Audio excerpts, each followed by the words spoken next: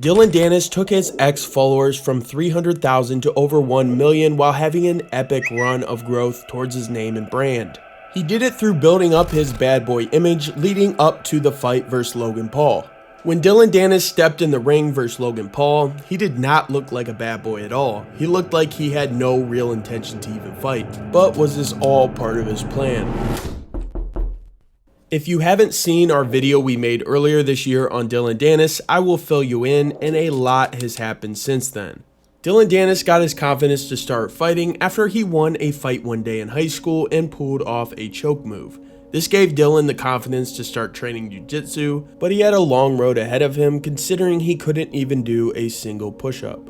Dillon committed himself to martial arts and accelerated his progression by training with people who were older and more experienced than him. Dillon went on to earn his black belt in jiu-jitsu, but just as things were looking up, things got a little uncertain for Dillon when his coach Marcelo Garcia cut ties with him.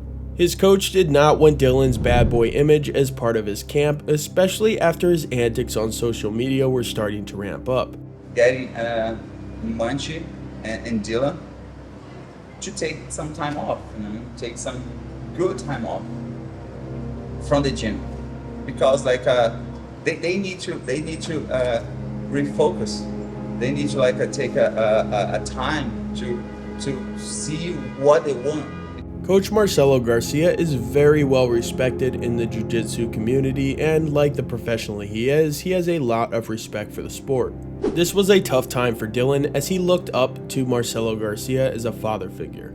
Dillon said, "It's hard, bro. He loved me, but he was another one who left me. He was like my dad. He kicked me out. There's a difference. If he would have just suspended me and my friend Munch at the time publicly, it would have been fine. You don't discipline your kids in public." It was starting to become more and more apparent as time went on that Dillon did not have any respect for the sport, but more so what kind of attention, money, and benefit can the sport bring to him. To elevate things even more, along the way, Dillon met Conor McGregor, who took a liking to Dillon. Conor ended up asking him to be his grappling partner to prepare for upcoming fights. This was a huge confidence boost for Dillon to be hanging around and training with Conor McGregor, who had already had a very successful MMA career.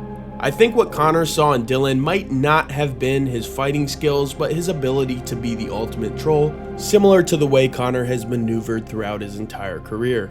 There is a difference between Conor and Dillon. Conor is an actual natural fighter, and even Dillon says it himself when he referred to Conor the night before the Nate Diaz fight, saying, "The night before the Nate Diaz fight, we were living with him. I was super nervous the night before. We were just talking and I was like, bro, I'm actually really nervous for tomorrow." And he says something like, "Stop being nervous. I'm going to him tomorrow.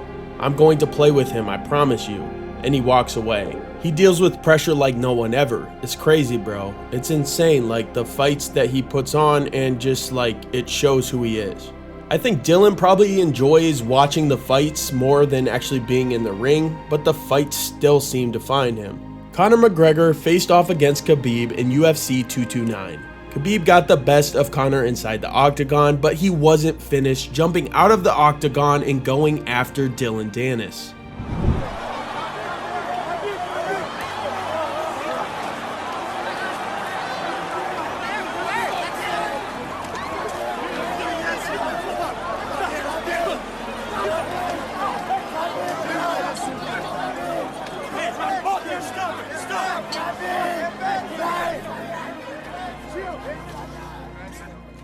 It wasn't long before Dillon turned to social media and started stirring the pot with more fighters, and his biggest target has been the Paul brothers, specifically Logan Paul, but we will get to that in a bit.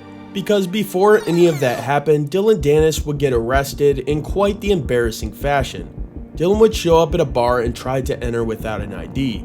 Dillon figured he was famous enough that the bouncer would just know who he was. And yeah, the bouncer did not know who he was. So Dillon Googled himself and showed the bouncer, who still required an ID to get in. Dillon ended up throwing a punch that missed, and shortly after he found himself in a rear naked choke and getting arrested for disorderly conduct afterwards. This was not enough to humble Dillon, because not too long after, he was throwing coffee on KSI at a Misfits boxing weigh-in. No, you don't need to.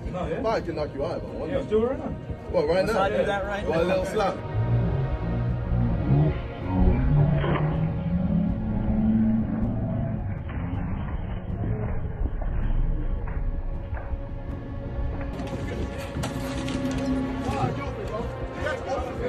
Fighter Anthony Taylor was not happy about it and proceeded to give Dillon the business outside after it occurred.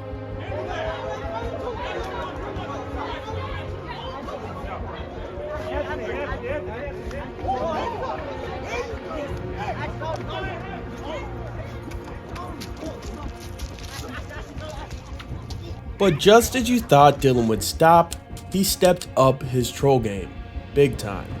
Dillon Danis was scheduled to fight Logan Paul, but Dillon took things a little too far when he posted an image of Logan's fiancée in her birthday suit on X. The internet couldn't believe it, but he was nowhere near done.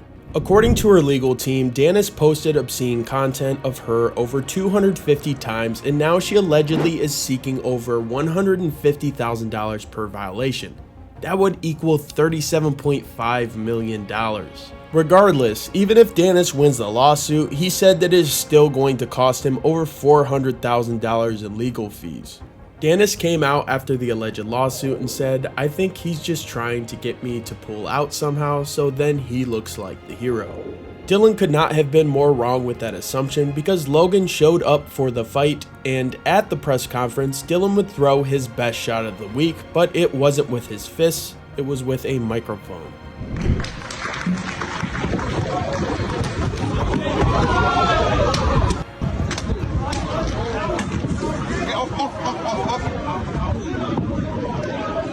Dillon threw a microphone, hitting Logan under his eye, immediately drawing blood.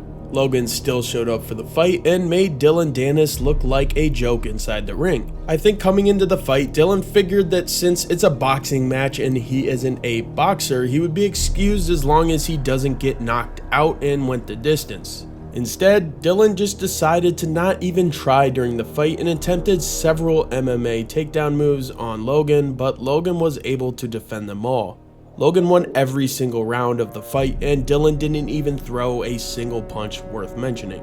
It would be at the end of the fight when Dillon tried to get Logan in a chokehold, but security would jump in and put an end to the fight, disqualifying Dillon Danis in the 6th round.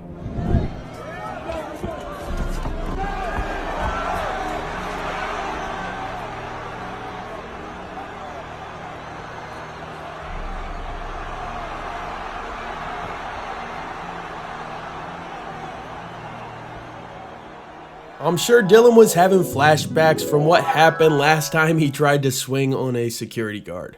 At this point, it is hard for most to have any type of respect for Dillon Danis because he hasn't really shown any respect for anyone other than Conor McGregor. But good for Dillon, it seems like he has social media on lock, claiming that he makes allegedly $15,000 per story that he posts on Instagram. I don't understand why no one understands how I make money when my Instagram is so popular. I get paid $15,000 a story, like more than that for a story or a tweet. So like that bullshit's. You get paid $15,000 a story? Sometimes more. Sometimes based on what? What sponsors? Just anything. Like if who's sponsoring you for this fight? Drink for that. $15,000 a story? More than that. I don't believe that. I swear. Is this the first lie of the day? No, it's a real lie. Last time you came with like 20 lies. I never lie.